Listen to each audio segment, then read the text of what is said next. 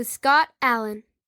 Hello, I am your host, Scott Allen, and this is Phronesis, Practical Wisdom for Leaders. If the topic is leadership, I'm in. I've spent more than 20 years in the field teaching, learning, writing, and questioning. When I'm not working on Phronesis, I travel, delivering keynotes, working with individuals and teams, and helping people from organizations across industries become better leaders. Want to learn more? Visit me at scottjallen.net. Phronesis offers a smart, fast-paced discussion about all things leadership. We explore relevant topics and incorporate practical tips to help you make a difference in how you lead and live. Listen Notes lists Phronesis in the top 3% of podcasts worldwide. Phronesis is the official podcast of the International Leadership Association. ILA brings together those who teach, study, and develop leadership, advancing leadership knowledge and practice for a better world. Learn more at ila-net.org. Finally, if you enjoy Phronesis, please subscribe to stay current on our weekly episodes.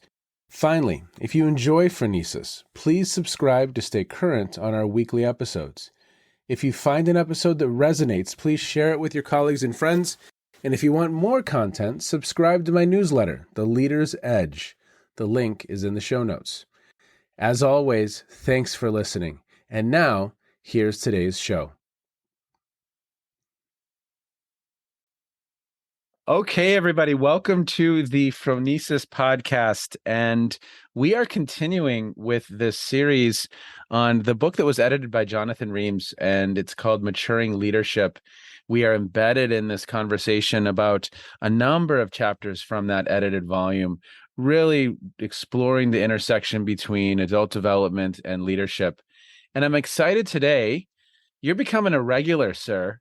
I think you will be the most present scholar ever on the Phronesis podcast. I have Jonathan Reams, and he practices the cultivation of leadership through awareness-based practices in consulting, coaching, and action research on leadership development program design and delivery. He has an associate professor position at the Norwegian University of Science and Technology, serves as editor-in-chief of Integral Review, and is a co-founder of the Center for Transformative Leadership and of the European Center for Leadership Practice. Jonathan, sir, how are you? Today, we discuss your chapter in this edited volume.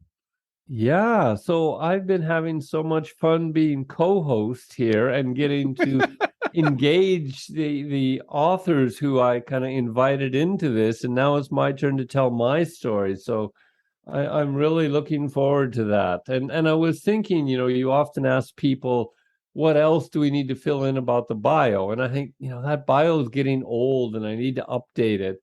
And it's true that I use this term awareness-based processes, but I think I need to find a better formulation now. There's certainly something about awareness, but now it's pointing more towards kind of metacognition and skill development in micro-learning. And there's something going on, but to find a nice, simple synthesis, it's not there yet. So how about just awesome man? Wouldn't that be kind of cool? No, God, now it brings me back. My kids went to this private junior high school and they had their friends over, and my nickname was Dr. Awesome. Now, okay, there's a story there. Tell it real quickly and then we'll jump in. Okay, so they had a retreat and a sleepover kind of thing. And I was out with some of these guys who were like 15 or something. And we were out on some back roads and I let them drive my car. And we were driving up this mountain road to a ski hill. So we're way up in the mountains, gravel road, big cliffs. And they're taking turns driving. And I'm sitting in the back seat. And this one guy, I said to him, hey, you might want to slow down.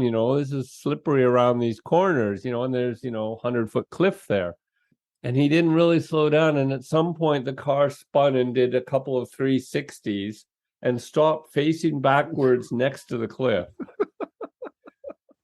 And so I said, turn the car off, pull the handbrake, hand me the keys, everybody get out of the car. And well, the first thing I said to him was, good job, because he didn't take us over the cliff. And then I just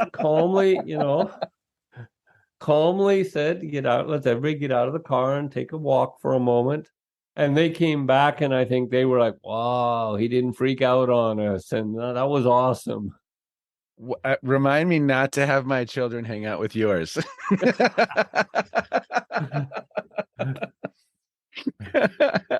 Oh, that's so awesome. That's funny. That's Dr. Awesome. Maybe that's what we'll call the episode, Dr. Awesome. Well, so your chapter in this edited volume, I'm excited to kind of dive into that a little bit, and listeners will really have a nice, as I understand it, this is a little more applied, correct? Yes, and it's called Leadership Laboratory or something, Leadership Development Laboratory. The context is this, that here in Trondheim, the municipality was going through a big restructuring, and they had people who had like 40 or 50 direct reports, and they realized they needed another layer in there. So they did some restructuring, created 800 new positions, and then they needed to train these people. And what they wanted was a kind of accelerator program for some core people who would both support the design and delivery of the program for the larger group. And somehow I got connected with the person responsible for this, and he thought, oh, this sounds awesome, and gave us carte blanche. We had a budget ceiling limit, but we had 16 people, and he says, you can do whatever you want. So, wow, cool. So we had this group of people for 8-9 months. I think we had 10 or 11 days with them. And we basically said, what are all the coolest things we could imagine doing, and how would we put them together? Well, and that's what I mean by applied. I mean, you're so much of your life, I know you're doing both, but a lot of your life is engaging in conversations like this, editing papers. It's really focused in on that academic side of the house. And now it's very much, hey, let's put some of this stuff into practice. What are the coolest things we know about? And so I'm excited to hear what you learned, what you observed, and hear about this kind of laboratory. So the first thing was really designing, thinking, okay, out of all the things that we have, what do we choose? How do we sequence them? How do we deploy them? One of the first things I did was I wanted to use Lectica's developmental assessments and skill theory and all these kind of things, but I didn't want to make it an imposition in a way. So what I did was I interviewed everybody prior to the program. Okay. And this was to get to know them a bit, set some expectations, do some orientation, but also to give them a case, a dilemma, and invite them to reflect on it. And so I would interview and record that for about an hour, transcribe it, and then we use that to develop a report giving us a lot of information on how they're thinking, what their skills were in different areas, like how they thought about collaborating, what scope of context they thought about, how do they coordinate perspectives, what kind of process around decisions do they have. So we got data on all these kind of things. But then we let that sit in the background a bit. Okay. And to start, I think on another episode, we talked with Chuck Paulus and John McGuire. We took their developmental action logic cards. Great. On the first day of the program, we gave people these cards and said, look, pick a card or two that represents you 5 years ago. Pick a card or two that represents you now, and pick one where you'd like to be in 5 years. And then have a discussion on what is this journey like for you and what's helping you on the way. And just to give them this sense of leader development as a journey, and that they could recognize change over time and see where they aspired to. Well, Jonathan, you've said a few things just even in this first few moments of the podcast that really intrigued me. So you used a word that I absolutely love. It's design. There's intentionality. There's a lot of forethought. There's a lot of care that's going into what this learning experience will be like. So you had me at design. And then The fact that you really spent some time with these 16 participants and really got to know them, learned about them, built a relationship. I just think, I mean, obviously you can't do that every time, but I think it's a really interesting way to even enter the space because you've developed this relationship with folks ahead of the formal learning experience. And then what a wonderful way to invite people into beginning to think about themselves, beginning to think about their quote unquote journeys. The activity that you mentioned developed by Chuck and John. I mean, that's just it's so I like it. I mean, it sounds very, very thoughtful and intentional. Good. It was lots of thought went into it. When you get the chance to play, you want to do it well. The next thing we did that day was set them up to take a 360. Okay. So one of the things we realized was important was for them to get feedback on how their leadership is experienced by others in their environment. Sure. They need second person perspectives. They may have their own ideas of how they are or where they want to be, but they need a reality check. Hmm. We did all the kind of logistics and orientation and then set them up. And then they had 6 weeks or so to get people to evaluate them and do their own. How do you think about 360s, Jonathan? What's your perspective on that conversation? I have not had an episode dedicated to the topic. How do you experience that as a tool? For me, it's been really helpful, and I've used it in the leadership course I do at the university for 15 years now. I use the Leadership Circle 360, Okay. primarily because it integrates Bob Keegan's work. It has that developmental kind of component, and it really shows the dynamic relationships between limiting beliefs and assumptions and competencies. Okay. The other thing I think about that 360s are useful for is that self-assessment is notoriously poor. Now, for some people, it's better than others. Some Sure. people are more self-aware, but for anybody, there can always be blind spots. And those are such rich opportunities for learning and development. Yep. So to be able to kind of map those out with some real data, and it's not the limits of these, they are second person impressions. Yes. How do people interpret your behavior in their context? So it's not Yeah. an absolute measure of stuff, but it is giving a clear indication of how you are seen in your context. That gives people feedback that is relevant, useful, and the debriefing process. So the second gathering, we had 3 days, and we would do that. They would get their feedback, we'd debrief them, and then we would do immunity to change with them. Okay. Because this would give us clues and give them clues about limiting beliefs and assumptions. The immunity to change would take that further and really help make that richer, more robust of an understanding. Well, and for listeners, the immunity to change activity, you can look up the book Immunity to Change by Robert Keegan, Lisa Leahy. We'll put that link in the show notes. And there's actually a training that the organization Minds at Work you can participate in. And Jonathan, I know you've also done a review of that book, and we can put that in the show notes as well so that people can access that. But there's just a really wonderful opportunity. This is probably, for listeners, the Immunity to Change activity. I'll never forget. This might be 2006. I'm at the Kennedy School of Government at Harvard in this program put on by Ron Heifetz called The Art and Practice of Leadership Development. And in the middle of this program, Robert Keegan comes walking in and takes us through the immunity to change exercise. And I'll never forget, Jonathan, I was on the precipice of something and I couldn't name it. And I, in some ways, wasn't in a great space. And this hit me at the perfect time. But he took us through the process, and I have this map, and I called him over and I said, "Is this what it's supposed to look like?"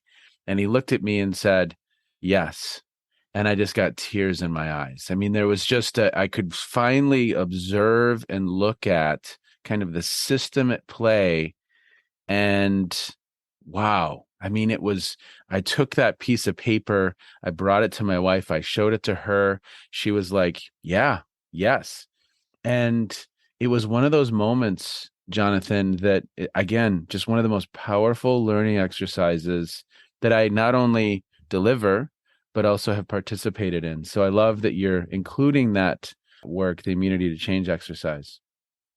Well, and I think you give a good illustration of the impact we saw it had on people in the program. Really? And I use this in my university leadership course. I've got an article where we used it in a corporate program for about 400 leaders. So I've got some report on that, and I can give you the link to that. So you're using immunity to change. You're using the leadership circle. I'm not familiar with that 360. I look forward to investigating that. But then that leads nicely into immunity to change Yeah. exercise.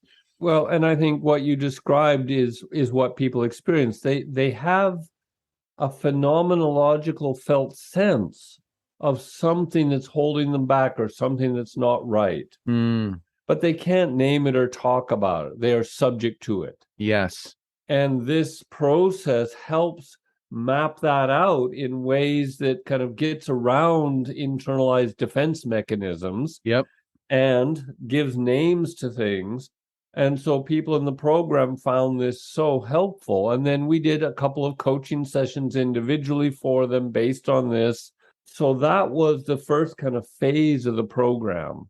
We helped them, and what we called it is we helped them clean up. Wow. Find out what is the impact you're having as a leader that you would not like to, you're not happy with. And what's going on in you that's generating that, and what is that based on, and how do you kind of reveal that and clean it up a little bit so that now you're in a position to look ahead and say, okay, now that I'm not held back by this, how can I go forward? How can I grow up after I've cleaned up? Wow. Well, and Jonathan, I was saying to you before we started recording, I was in a day-long session yesterday that I was leading in my community for an organization. My guest, Doug Lindsay, on the podcast had shared a quote by Bob Hogan from, Hogan Assessments, who you are is how you lead. And I mean, I just love your visual of kind of cleaning up, because when you ask participants, well, what does that quote mean? People come back with things like authenticity or values, or they talk about personality. And I said, yes, all of that. Right. So if others are in your care, are you doing that work to ensure that you are the best version of you, the best possible self? And again, we're never going to be perfect. All of us have drawbacks and limitations, and we have strengths and we have challenges. And I mean, but if others are in our care, I think we have a duty to, as you said, clean up and Yeah. systematize that learning and systematize that process to take part in these very, very challenging roles, right? Yeah. Well, and it's that phrase that leaders create the weather. Oh, And wow. it's often leaders' unconscious shadows that are the most active weather creation patterns. Say more. Where did you get that? It's just I've heard it around. But it's leaders create the weather is the metaphor for the culture, for the holding environment, for the Yeah. space that is there that everybody's reacting to and finding themselves in. And it's often the unconscious projections of one's own needs or beliefs onto others. So, another of the tools and models we use is the Arbinger Institute's work: Okay. leadership and self deception, the anatomy of peace, the outward mindset.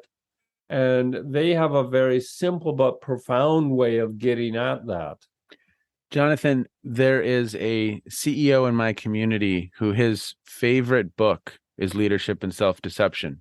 I've never read it though, and I know nothing about the Arbinger Institute. So you're sharing a number of resources today I'm not familiar with. I'm curious about now that you've mentioned them, because they're kind of pinging in a few different corners here.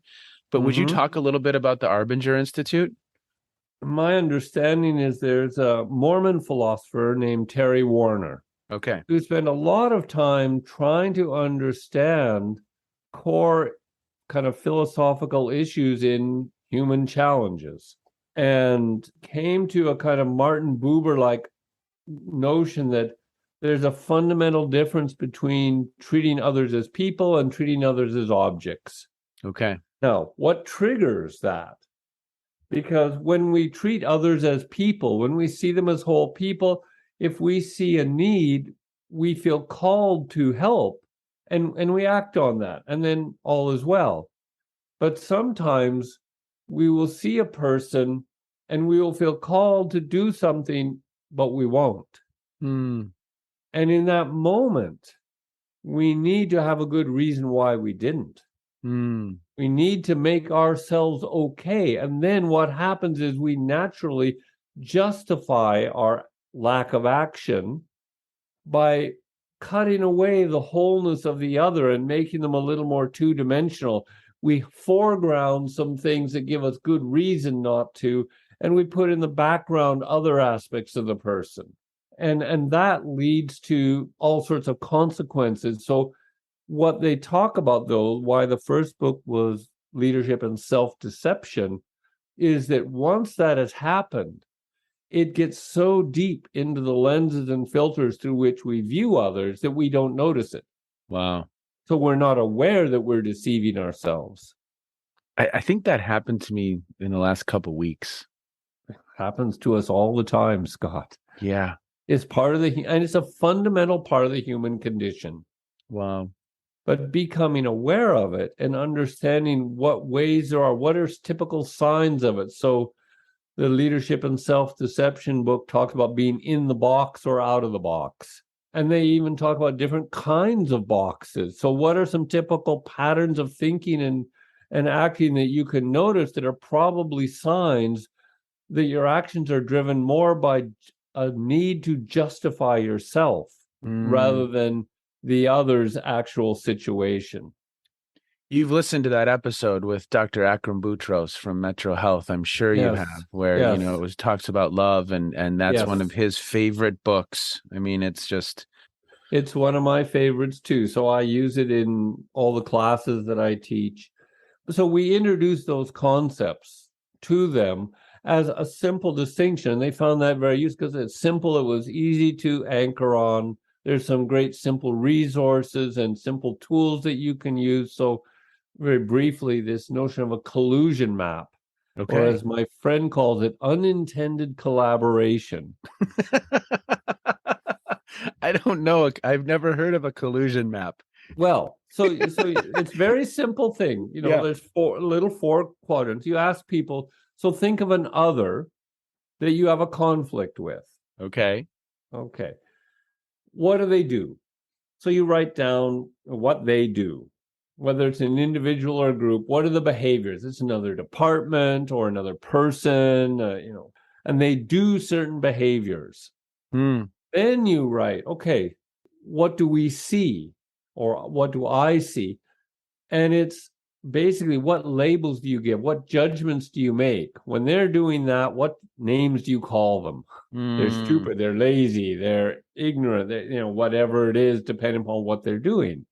The third one is, okay, so if that's what you see, what do you do? Well, we do this, we do that, we take this action, we protect ourselves.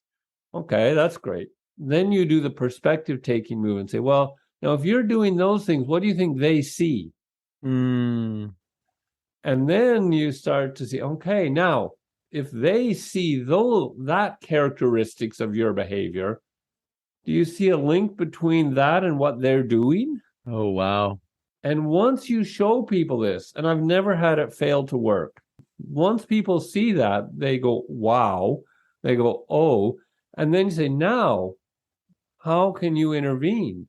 Now that you're aware of this system of unintended everybody's making things worse because you think you're following a good logic because they're like this, we're doing that. Once you break that cycle, you create opportunities for other options and you start seeing the person more holistically. So it sounds, Jonathan, like in a lot of your work, and we haven't gotten to other aspects of it yet, but you are really working to situate people in themselves. Yeah. Really, really do that work to help people look at themselves, look at their behavior, better understand, and that's a starting place. And that's the starting place. So this is cleaning up. Now, if I come back to the interviews I did at the beginning and all the data we got from this, from the lectical assessment, I know you had a conversation with Theo Dawson, and it's basically, I've learned more from her about this than anybody. What we did next was we had a summer break, and we came back and we had kind of 1 day a month workshops, and we gave them criteria to bring a challenge or case from their own workplace. And we had criteria because we said, look, there should be either be some conflict involved or messy complexity, or, we gave them 4 or 5 things and said it should meet at least 2 of these criteria. It should be challenging and difficult in some way. Nice.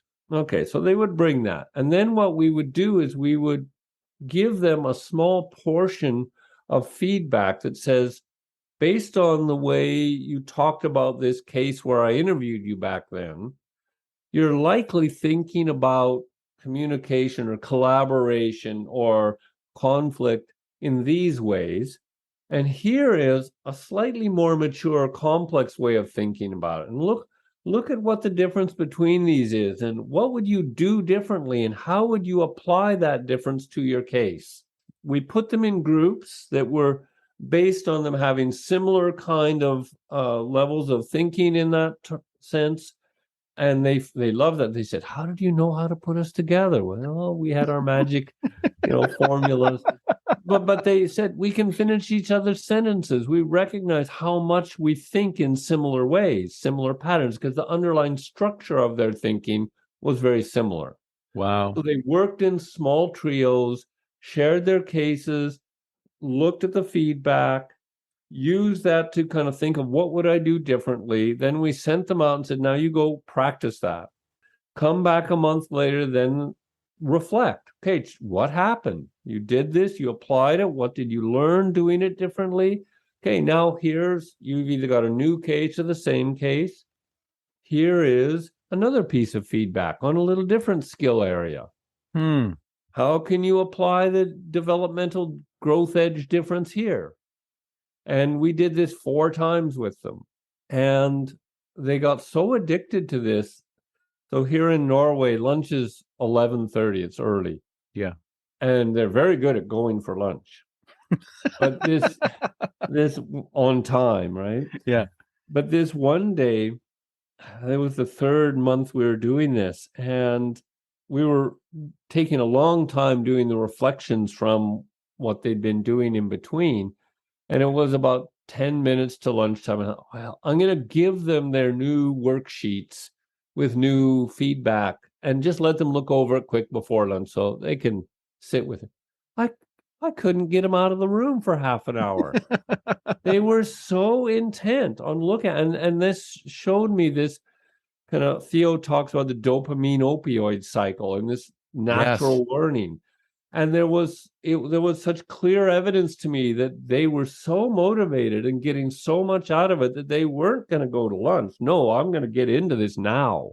That is just okay. As you're speaking, I'm just thinking of all of these different instructional strategies that you're building into this experience, whether it's creating a little bit of a practice field in between, whether it's these personalized case studies that obviously they're very interested in and engaged with, whether it's some of the feedback from these assessments sprinkled in throughout, whether it's the 360, some of the classroom lecturette that I'm sure is happening so that they understand some of these concepts from the Arbinger Institute, some of the group work that's occurring.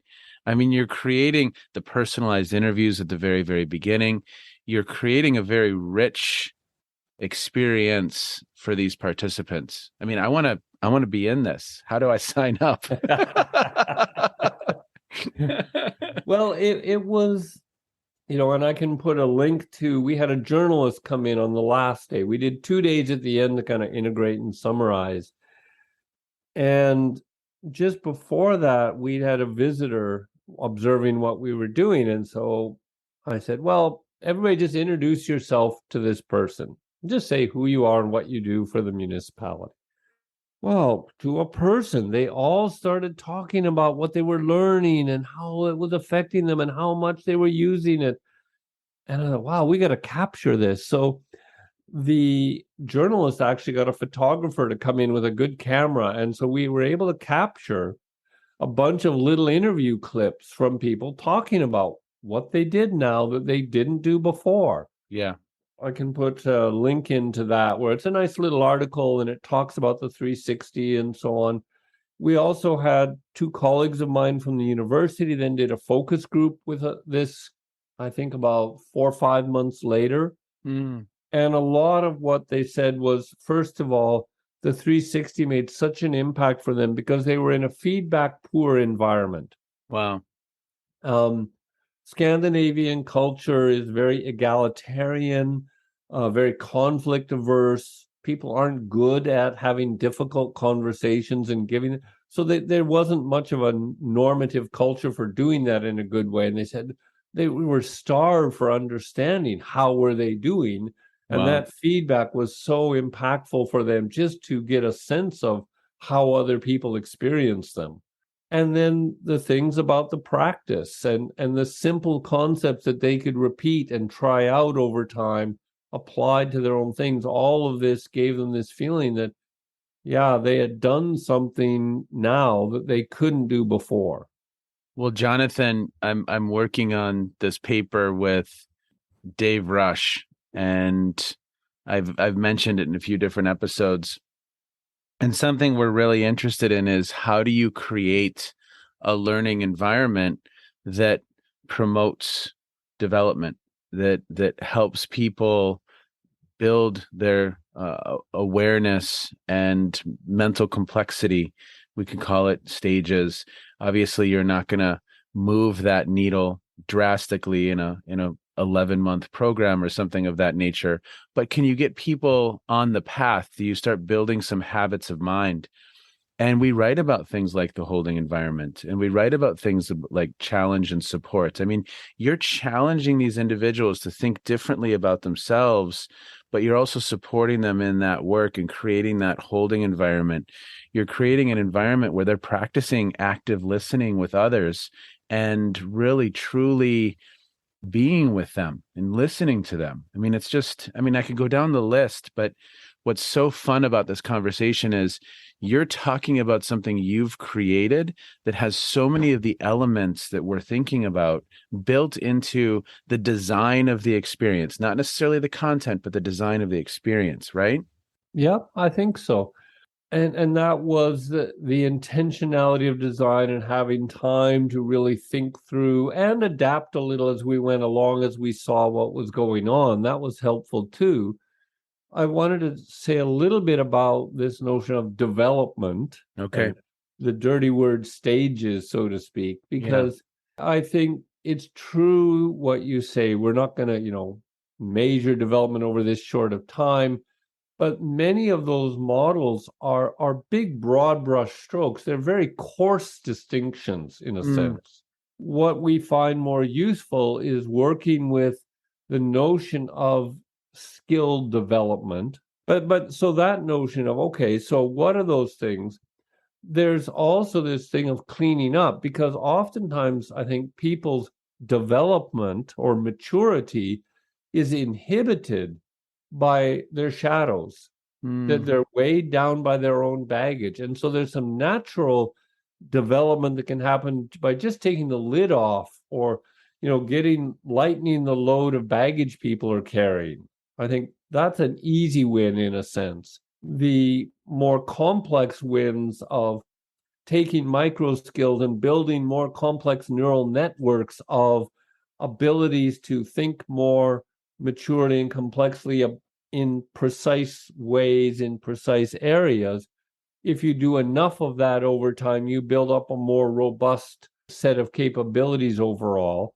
And as you say, you start get the wheel turning, you get the Yeah. momentum going Yeah. so that people are likely to continue to reflect and learn and think differently and look for ways to grow. Real quick, and I know that this isn't a real quick question.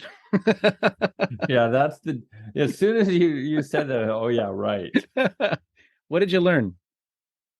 I have a project coming up for a couple of years in another setting where we're going to get a chance to apply more of this kind of open thing, maybe not as much intensive research because there's going to be 80 people in an intervention group and a control group, and then we'll do the control group after we do the first iteration.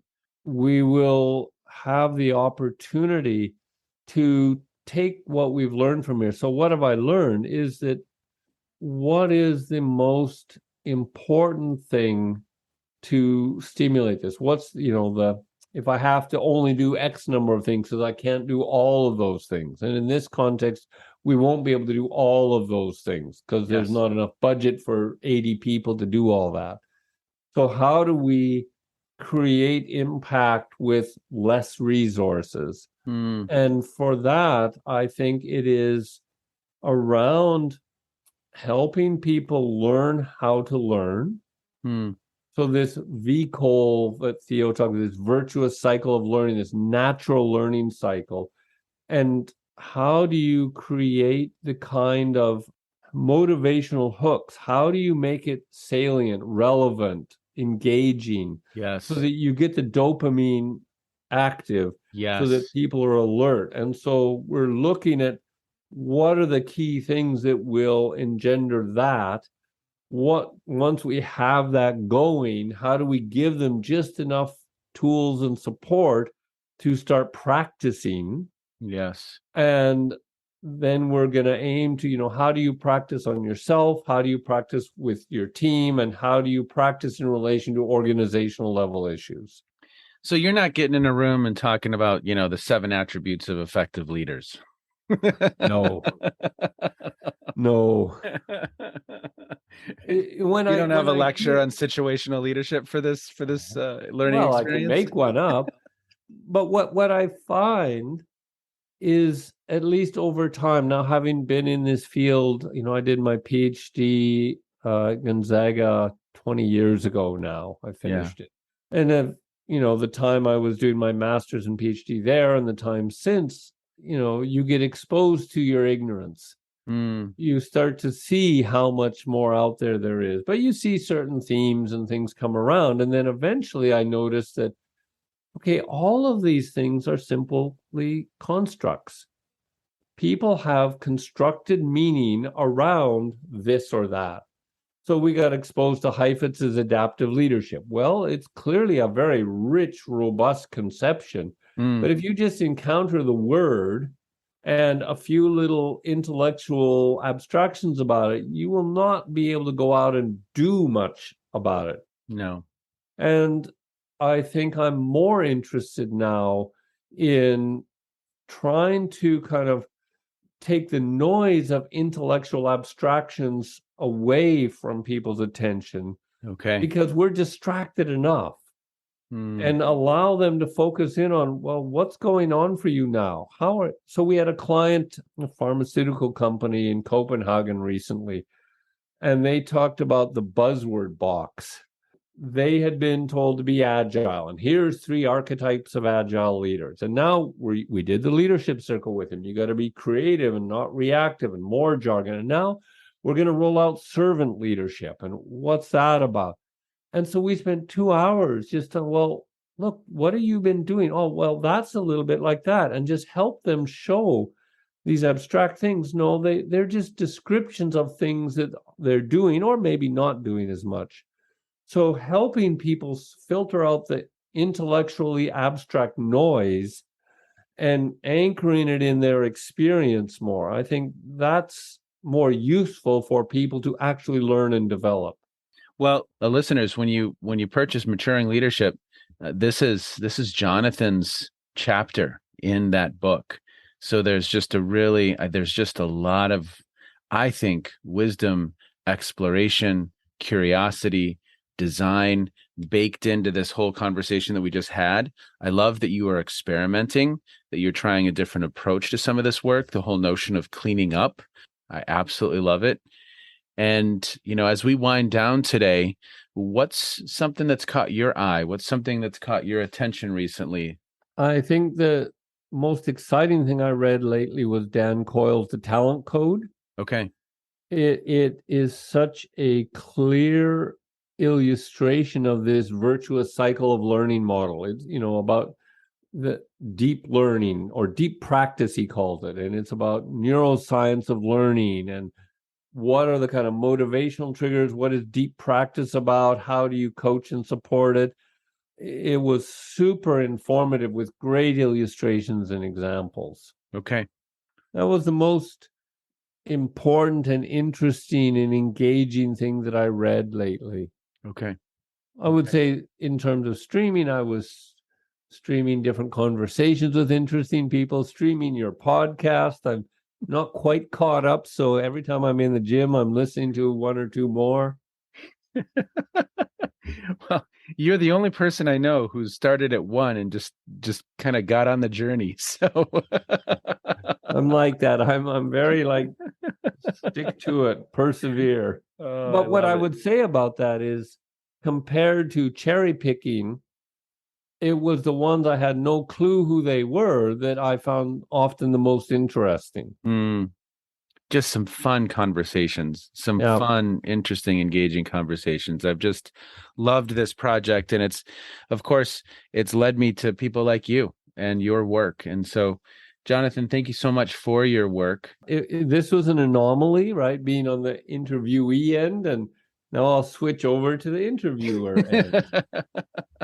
Okay, be well. So, Jonathan, this is our last reflection in this series. I'm sure we will reflect again together at some point. But for this series, this is our last reflection. And we're kind of ending where we began. I'm asking you to do this odd thing where you're going to reflect on your own podcast episode. But I do want to say this before we get to you. This, in some ways, was one of my favorite episodes because I got to learn about you, and I learned about how you approach this work. When you are working with a group of people, some of the tools you utilize, you value, how you're thinking about this activity of how do we better prepare people to serve in these really complex roles. So I just wanted to say that. I mean, I just really appreciated the opportunity to learn in that way from you. Thanks, Scott. I thought you were going to say something about the Dr. Awesome story, about how crazy I was letting these teenagers drive on gravel mountain roads and almost take us over a cliff. I still will not let my children in a car with you. You aren't going to babysit my kids. So as you listen back to this, what stood out for you? It is really interesting in this sense to try and take a perspective on your own articulation of your experience. So I have a few things that I noted. So that leadership development is a journey, that it's ongoing. The notion of robust design, and this came up in other episodes. We talked about the generated and transformative change from Pacific Integral, using multiple frameworks and resources and building them in a sequence. So for me, what stands out is this sequence of it's important to do some cleaning up before we try and do some growing up. Yes. And how helpful it was to have access to this underlying structure in terms of pairing people up in working groups and so on. And this came up in other conversations we've had too, how the structure of people's thinking informs the content of it, and that blending those can be so powerful. The notion that leaders create the weather. Yes. So there's something about, and you've mentioned this before, for me, it came from Parker Palmer, that we teach who we are and we lead who we are. And so we create the weather, we create the culture and the holding environment of the organization and project our shadows out. So self-awareness and cleaning those up becomes so critically important. And that part of this is, you'd mentioned leadership and self-deception, the work of the Arbinger Institute as part of being clean, and how profound and razor sharp that type of being clean can actually be. And then finally, the focus on immediate experience and making sense and distinctions to filter out intellectual abstractions so that people can be really present to what's going on in the moment and not just trying to theorize or kind of get lost in the intellectualization of it. Yeah. which, and again, as we've discussed in other reflections, is an art form in and of itself. How do we clearly and succinctly communicate some of these concepts while honoring their complexity, but also helping people understand in a relatively quick period of time what we're trying to accomplish? Yeah, and I just want to say a couple things in closing. One is that there were 3 other chapters that we didn't manage to arrange podcast interviews with for various reasons. And so there's more in the book than what we've been able to cover. It's also clear to me that these interviews went far beyond the chapters and didn't cover the chapters in a way either. So they're really a nice combination. And finally, I just want to express my appreciation, Scott, for the invitation, for the mentoring on the journey, for learning kind of how to be in this mode of interviewer. Very appreciative, Scott.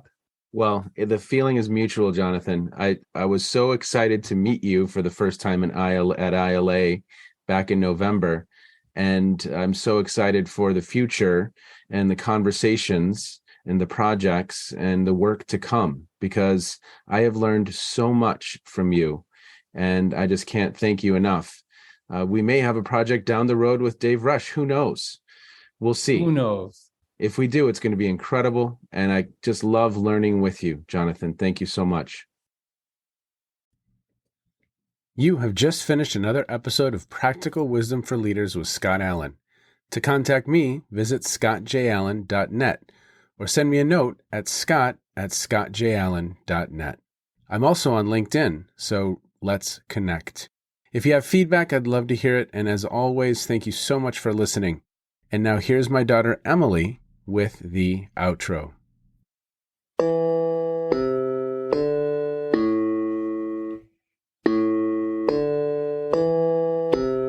You've been listening to Phronesis, Practical Wisdom with Scott Allen.